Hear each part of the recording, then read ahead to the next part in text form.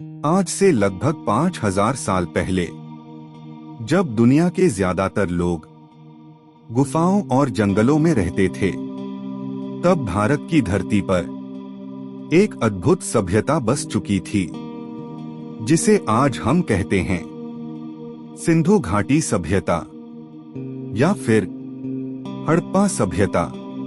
ये सभ्यता सिर्फ घरों की नहीं थी, ये सभ्यता सोच की थी, योजना की थी, विज्ञान की थी और अनुशासन की थी।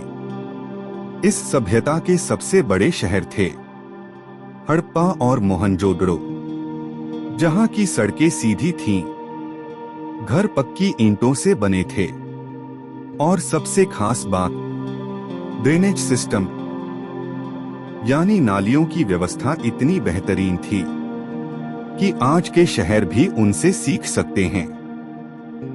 हर घर से गंदा पानी सीधे नालियों में जाता था, नालियां ढकी हुई होती थीं और पूरे शहर में सफाई का सिस्टम था।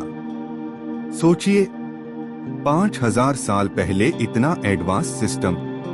यहाँ लोग सिर्फ रहने में ही स्मार्ट नहीं थे, वे व्यापार में भी बहुत आगे थे। सिंधु घाटी के व्यापारी मेसोपोटामिया, मिस्र और फारस तक व्यापार करते थे। मोहरें, सील्स, तौलने के बाट और व्यवस्थित बाजार, ये सब इस बात का सबूत हैं कि ये एक विकसित अर्थव्यवस्था थी। अब बात करें उनके जीवन की।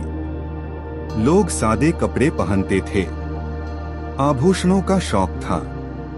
स्त्रियां और पुरुष दोनों सजावट करते थे।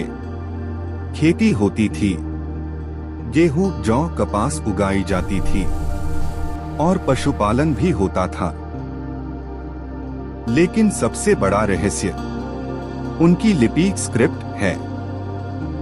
आज तक कोई भी सिंधु घाटी की लिपि पूरी तरह पढ़ नहीं पाया है। ना हमें पता है उनका धर्म क्या था, ना उनकी पूरी संस्कृति, ना उनके देवता कौन थे। सब कुछ एक रहस्य बना हुआ है। और फिर अचानक ये महान सभ्यता धीरे धीरे गायब हो गई।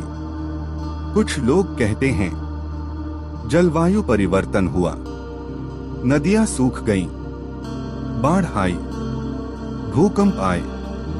लेकिन सच क्या है? ये आज भी एक रहस्य है। पर एक बात तय है, सिंधु घाटी सभ्यता हमें ये सिखाती है कि असली विकास ऊंची इमारतों से नहीं होता, बल्कि होता है अनुशासन से, योजना से, साफ सफाई से और सोच से। आज भी जब हम हड़प्पा और मोहनजोदड़ो के खंडहर देखते हैं, तो ऐसा लगता है जैसे इतिहास हमसे कह रहा हो, सभ्य बनो। सिर्फ आधुनिक नहीं, सिंधु घाटी सभ्यता सिर्फ इतिहास नहीं है, वो एक संदेश है कि इंसान अगर चाहे तो विज्ञान, प्रकृति और जीवन तीनों को संतुलन में रख सकता है।